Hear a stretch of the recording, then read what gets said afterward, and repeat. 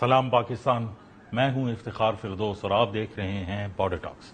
ناظرین، سیلاب سے بنی تباہ کاریاں وہ کوئی ڈھکی چھپی بات نہیں ہے۔ تقریباً 800 تک جو ہے وہ ہلاکتیں ہو چکی ہیں پورے ملک کے اندر، اور جو فصلوں کو نقصان پہنچا ہے، جو انفراسٹرکچر کو نقصان پہنچا ہوا ہے، وہ اربوں روپے جو ہے وہ سیلاب کی نظر ہو گئے ہیں، اور جو سچویشن ہے لگتا بھی نہیں کہ وہ تھم جائے گی، بلکہ پریڈکشنز اور فوکاسٹس یہی ہیں کہ اگلے سال جو مانسون کی بارشیں ہوں گی وہ اس سے بھی 22% جو ہے زیادہ ہوں گی، اور اس کے لیے ابھی سے جو ہے وہ تیاریاں جو ہے وہ شروع کرنے پڑیں گی۔ اس کے برعکس جو نئے فینومیننز دیکھنے میں آئے، جو نئی سچویشن دیکھنے میں آئی، اس میں کلاؤڈ برسٹ جیسے فینومینا، یعنی بادل کا پھٹنا، اور تقریباً 100 ملی میٹر سے جو ہے وہ زیادہ بارش ہونا ایک جگہ کے اندر، تاکہ کنسنٹریٹڈ جو ہے وہ سیلاب جو ہے وہ آ گئے ہیں۔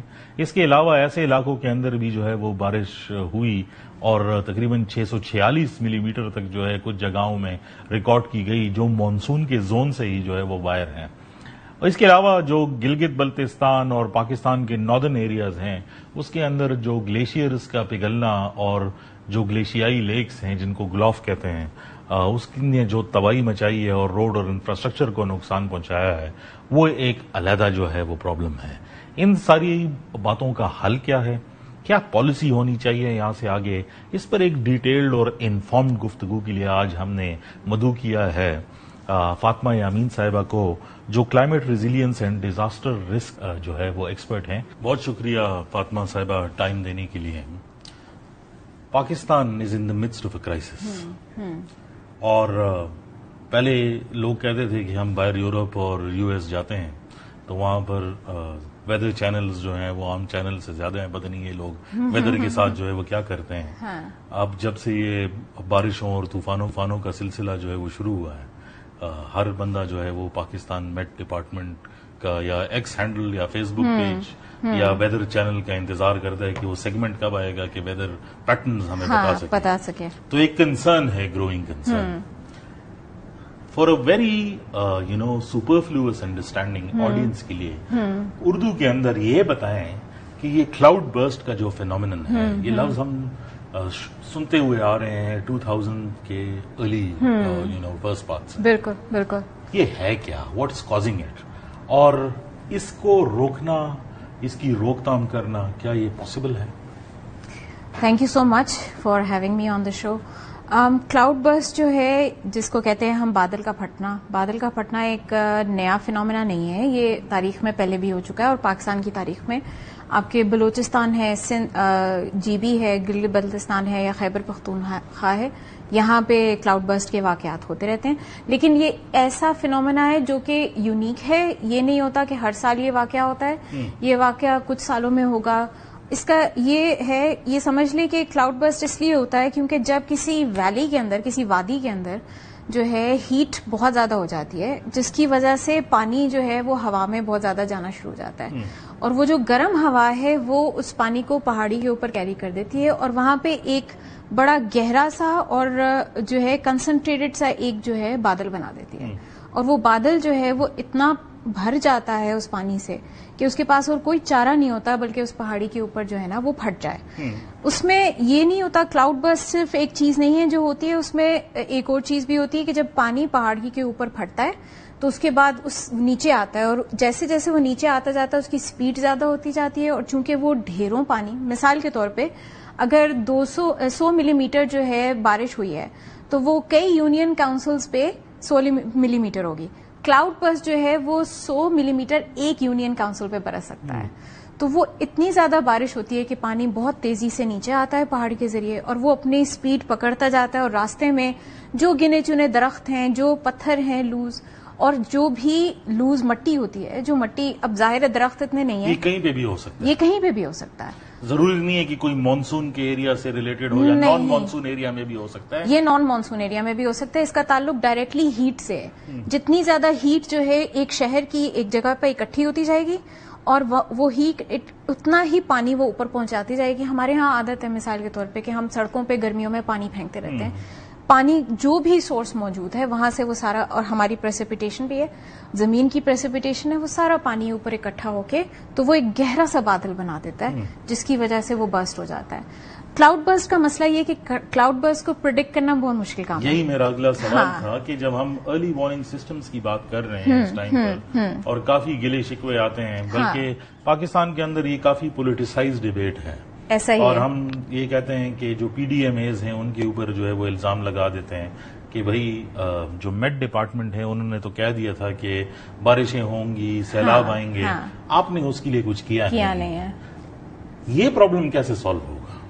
پہلے میں کلاؤڈ برسٹ پہ آتی ہوں. کلاؤڈ برسٹ کو فور کاسٹ کرنا بہت مشکل ہے. کلاؤڈ برسٹ کو فور کاسٹ کرنے کے لیے آپ کے کچھ سرفیس لیول انسٹرومنٹس چاہیے جو ڈائریکٹلی جو ہے ریئل ٹائم آپ کی جتنا بھی پریسیپیٹیشن ہے یا ہوا میں پانی ہے اس کو جو ہے ڈیٹا اس کے اوپر کلیکٹ کرتے رہیں، اور ہیٹ کے اوپر، اور پھر ایک کلائمیٹ کا جو ٹیکنیکل بندہ ہوتا ہے وہ بیٹھ کے کرائسفیئر ایکسپرٹ وہ بتا سکتا ہے کہ ہاں یہاں پہ شاید ایک کلاؤڈ برسٹ ہو سکتا ہے. یعنی کوئی نہ کوئی طریقہ ہے، کوئی نہ کوئی طریقہ ہے جس کے بارے میں پاکستان میٹ نے کہہ بھی دیا ہے کہ ہمارے پاس وہ انسٹرومنٹس نہیں ہیں، لیکن ہم کسی نہ کسی طریقے سے اس کی فور کاسٹنگ کرنے کی کوشش کر سکتے ہیں. دوسرا جو آپ نے بات کی وہ جو ایک ایشو ہے کلائمیٹ ڈیٹا کے اوپر، ویدر ڈیٹا کے اوپر. ویدر اور کلائمیٹ میں فرق ہوتا ہے. کلائمیٹ جو ہے وہ کسی بھی علاقے کا یا پوری دنیا کا 30 سال پلس کا ڈیٹا ہوتا ہے. جو ویدر ہوتا ہے وہ روزانہ کا ڈیٹا ہوتا ہے، 1 مہینے کا ہوتا ہے، 2 مہینے کا یا 6 مہینوں کا. اس لیے ہمیں مانسون کا اپریل سے مئی کے درمیان میں ہمیں فور کاسٹ مانسون کی مل جاتی ہے ورلڈ میٹرولوجیکل آرگنائزیشن سے. ساسکوف جو کہ ساؤتھ ایشیا جو ہے فورم ہے کلائمیٹ کے اوپر، اور اس کے علاوہ ایک دو اور ادارے ہیں جو ورلڈ ویدر ایٹریبیوشن جو ہے وہ بھی ہمیں جو ہے بتا دیتا ہے کہ اس وقت یہ ہوگا اور یہ ایسے ہوگا.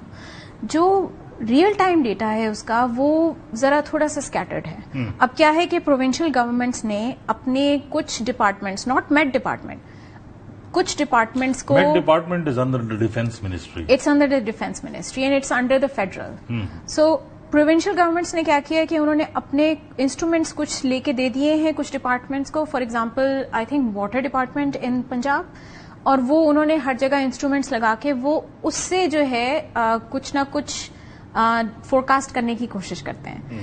جب ایسا ہوتا ہے تو لازمی ڈیٹا پولیٹیسائز ہو جاتا ہے. اس کی وجہ یہ ہے کہ جب گورنمنٹ یا اسٹیٹ دونوں ڈپارٹمنٹس ایک ساتھ مل کے ایک میسج دینا چاہتے ہوں تو وہ اس کو پولیٹیسائز کر دیتے ہیں. لیکن جہاں پہ ایک ایسا ڈپارٹمنٹ ہو جو اسٹیٹ کا ڈپارٹمنٹ ہے، گورنمنٹ کا نہیں ہے، وہ صرف اپنے انسٹرومنٹس اور ڈیٹا کے اوپر کام کرتا ہے. تو اسی وجہ ہے کہ کچھ نے کہا کہ نہیں کلاؤڈ برسٹ تھا، کچھ نے کہا کہ نہیں کلاؤڈ برسٹ نہیں تھا. جو ہم یہ کر سکتے ہیں کہ یا تو ہم اس مت کو، مس انفارمیشن کو بریک کریں، جو کہ ہم بہت آرام سے کر سکتے ہیں، because there are think tanks now who are using satellite data to make forecasts and calculate the amount of rainfall, for example. To bring this debate to a very, عام آدمی کی سمجھ تک، گلگت بلتستان یا کے پی یا ناردرن ایریاز پاکستان کے جہاں سے یہ شروع ہوتا ہے ہر سال، بالکل وہاں پر کیپیسٹی کیا ہے اس ٹائم پہ فور کاسٹنگ کی؟ وہاں پہ یہ انسٹرومنٹس موجود ہیں، نہیں موجود؟ یہ موجود، کیونکہ سب سے بڑا گلا شکوہ وہیں سے آتا ہے. ہاں نہیں یہ موجود ہیں. پاکستان میٹ ڈپارٹمنٹ کے انسٹرومنٹس وہاں موجود ہیں. مسئلہ جو ہے یہ نہیں ہوتا کہ آپ نے صرف فور کاسٹنگ کر دینی ہے. مثال کے طور پہ بہت سارے لوگوں نے یہ دیکھا ہوگا کہ جو ہے اس مرتبہ مانسون جو ہے وہ ابو نارمل ہوگا، مطلب نارمل سے زیادہ ہو گیا. کیا اس سے آپ کو پتا چل گیا کہ اس سے سیلاب آئے گا؟ کیا آپ کو اس سے پتا چلا ہے کہ 200 ملی میٹر سے کے بجائے 400 ملی میٹر ہونی ہے؟ ایسی کوئی چیز تو نہیں پتا چلی نا. تو ادارے اس کا کیا کریں گے؟ اگر آپ مجھے کہیں، میں ادارہ چلا رہی ہوں اور مجھے آپ کہیں کہ پاکستان میں ابو نارمل مانسون ہونی ہے، تو میں کہوں گی اچھا ابو نارمل تو یہ تو 2022 میں بھی ہوئی تھی، لیکن یہ 2015 میں بھی ہوئی تھی. تو اس طرح کرتے ہیں کہ ہمارے جو نارمل پروٹوکول چل رہے ہیں ان کو ہم چلنے دیتے ہیں، اور ہم کوئی ایکسٹراڈنری میجرز لینے کی ضرورت نہیں ہے. ڈیٹا کو یا فور کاسٹ کو جتنا اسپیسیفک بنایا جا سکتا ہے اتنا ہی میرا ادارہ جو ہے اس کے اوپر کوئی نہ کوئی کام کر سکتا ہے. ایک چھوٹے سے بریک کا ٹائم ہوا ہے، لیکن واپس آ کر اس پہ بات کرتے ہیں کہ ہمارا کلائمیٹ ڈیٹا ہے اس کے انڈیکیشنز کیا ہیں. یعنی پریسیپیٹیشنز جو میں نے ریڈنگ کی ہے اس میں ایسا نظر آتا ہے کہ پریسیپیٹیشنز لیولز جو ہے وہ انکریز ہوئے ہیں پچھلے 25 سالوں کے اندر. اور اس کے علاوہ جو گلوبل فینومیننز ہیں جس میں ایل نینو اور لانینا ہیں، اس کے کیا افیکٹس ہے پاکستان کے اوپر اور ان کا مطلب کیا ہے ان چیزوں کا؟ ناظرین ہمارے ساتھ رہیے گا. ویلکم بیک ناظرین. اچھا جی فاطمہ، ہم اس پہ بات کر رہے تھے کہ جو ہمارا کلائمیٹ ڈیٹا ہے اس کی انڈیکیشنز کیا ہیں، کیونکہ یہ سب ایک دن میں تو نہیں ہو رہا، اور اس کے برعکس ہماری پریپیئرڈنس کیا ہے. اس میں کلائمیٹ ڈیٹا پاکستان کے لیے 3 حوالے سے بڑا امپورٹنٹ ہے.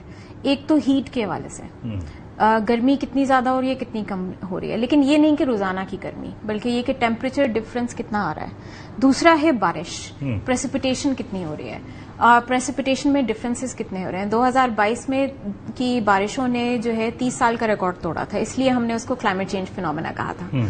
اور تیسرا جو ہے وہ قحط سالی ہے، ڈراؤٹ ہے. ڈراؤٹ جو ہے اس میں ڈرائینس کو میجر کرنا ضروری ہے کہ کتنا زیادہ ہیٹ کی وجہ سے آپ کی زمین اور آپ کا ایٹماسفیئر جو ہے وہ ڈرائی ہو رہا ہے. ہیٹ اس لیے ہمارے لیے امپورٹنٹ ہے کیونکہ گرمی صرف ہمیں گھر بیٹھے ہوئے یا کام پہ اس طرح اثر انداز نہیں کرتی، بلکہ اگر آپ سندھ میں لاڑکانہ اور جیکب آباد جائیں تو وہ آپ کو بتائیں گے کہ 2024 میں انہوں نے جو گندم اور چاول کی فصل کاشت کی ہے اس کا جو بیج ہے وہ زمین کے اندر ہی گرمی کی وجہ سے جل گیا ہے. بلکہ کے پی کے اندر کچھ فارمر سے میری بات ہو رہی تھی، انہوں نے کہا کہ ان کا اس سال کا جو آم ہے اور ٹماٹر ہے وہ الگ شکل میں جو ہے وہ اگا ہے، اس کی وہ کانگروئنس نہیں ہے جو اس کی شیپ ہے، اور اس کا ٹیسٹ بھی جو ہے وہ بدلا ہوا. بالکل ایسا ہے. اور اس مرتبہ اگر آپ نے نوٹ کیا ہو اور ناظرین نے نوٹ کیا ہو تو ہمارے فروٹ اور سبزیوں کی جو ٹیسٹ ہے اس پہ بہت زیادہ اثر پڑا ہے. جو تیسری چیز اس کے حوالے سے ہوتی ہے وہ یہ کہ ایسے کیڑے جو کہ 30 ڈگری سے لو ٹیمپریچر کے اوپر نہیں ایگزسٹ کرتے، جب ان علاقوں میں 30 ڈگری سے ٹیمپریچر اوپر چلا جاتا ہے تو وہ کیڑے وہاں پہ پیدا ہونا شروع ہو جاتے ہیں اور فصل کے اوپر اٹیک کرتے ہیں. یہ ایک چھوٹی بات نہیں ہے. ہیٹ کی وجہ سے ہم نے چاول اور گندم کا جو ہے 60 to 70% ہر فارمر نے مجھے رپورٹ کیا ہے جیکب آباد اور لاڑکانہ میں کہ انہوں نے اتنا لوز کیا ہے اپنی ہارویسٹ کو. تو جہاں یہ والا ہو اور ساتھ میں ہارویسٹ کی جو قیمت ہے وہ بھی طے نہیں ہو رہی ہو اور مارکیٹ سے کم ریٹ پہ اویلیبل ہو تو فارمر کو اس کا سب سے زیادہ نقصان ہوتا ہے. اچھا، جو گلوبل فینومینن ہے، یہ آرگیومنٹ بھی آتا ہے کہ پاکستان جو ہے وہ گلوبل جو کاربن ایمیشن ہے اس میں صرف 1% کنٹریبیوٹر ہے، لیکن ٹاپ 10 ممالک میں جو ہے پاکستان کا ذکر ہے جو کلائمیٹ انڈیکس پر سب سے متاثرہ ممالک ہیں. تو گلوبل فینومیننز جیسے ایل نینو اور لا نینا کے بارے میں ذرا آڈینس کو بتائیں کہ یہ کیا فینومیننز ہیں اور ان کا اثر ہمارے اوپر کیا ہے، اور یہ آرگیومنٹ اگر ہے بھی تو ہم کس طرح اس کو یوٹیلائز کریں اپنے فیور کے اندر. ایل نینو اور لا نینا تھوڑے سے ٹرکی ہیں، تو اگر آپ کو نہ سمجھ میں آئے تو اس میں کوئی مسئلہ نہیں ہے. ہمارے جیسے لوگ ایکسپرٹ بھی اس میں بہت اسٹرگل کرتے ہیں. ایل نینو اور لا نینا جو ہے وہ بیسکلی آپ کے ونڈ سسٹمز، آپ کے کلاؤڈ سسٹم اور اس کے ساتھ ساتھ زمین کی جو حرکت ہے جو اپنے ہی پوزیشن پہ زمین گھومتی ہے اس کے ساتھ ساتھ یہ ساری چیزیں طے ہوتی ہیں. اس بارے میں فور کاسٹ کرنا مشکل ہوتا ہے کہ لا نینا ہے یا ایل نینا ہے، لیکن ایسا ہوتا ہے کہ ایک میں پاکستان کے اوپر خاص طور پہ اگر میں آبزرو کروں تو ڈرائینس زیادہ ہو جاتی ہے، سردیوں کی بارشیں کم ہو جاتی ہیں اور مانسون کی بارشیں کم ہو جاتی ہیں. لیکن ایک ایسا ہے جو کہ لا نینا ہے جس میں بارشیں بہت زیادہ ہو جاتی ہیں اور پریسیپیٹیشن بہت زیادہ ہو جاتی ہے. یعنی اگر دو فینومیننز وہ ریگولرلی بدلتے رہیں تو آپ کو ایک کنسسٹنٹ پالیسی بنانا بھی مشکل ہو جاتا ہے. اس کی وجہ یہ کہ یہ فینومینا پہلے سے ایگزسٹ کرتے ہیں، لیکن کلائمیٹ چینج کی وجہ سے اور گلوبل وارمنگ میں جس میں ہماری زمین کا درجہ حرارت بہت حد تک بڑھ رہا ہے، جو کہ اب ایوریج جو ہم ایکسپیکٹ کرے تھے کہ 1.1 سے یا 1.2 سے یا 1.5 سے زیادہ نہیں ہونا چاہیے، اور 1.2 تو ہم اچیو کریں گے 2050 میں، وہ اب ہم نے 1.3 تک جا رہے ہیں 2030 میں. تو یہ ایک ایسی چیز ہے جو کہ اب لا نینا اور ایل نینو بہت انپریڈکٹیبل ہو گئے ہیں. جب وہ انپریڈکٹیبل ہو گئے ہیں تو پھر مانسون اور ہیٹ کا دورانیہ انپریڈکٹیبل ہو گیا ہے. اور میرے جیسے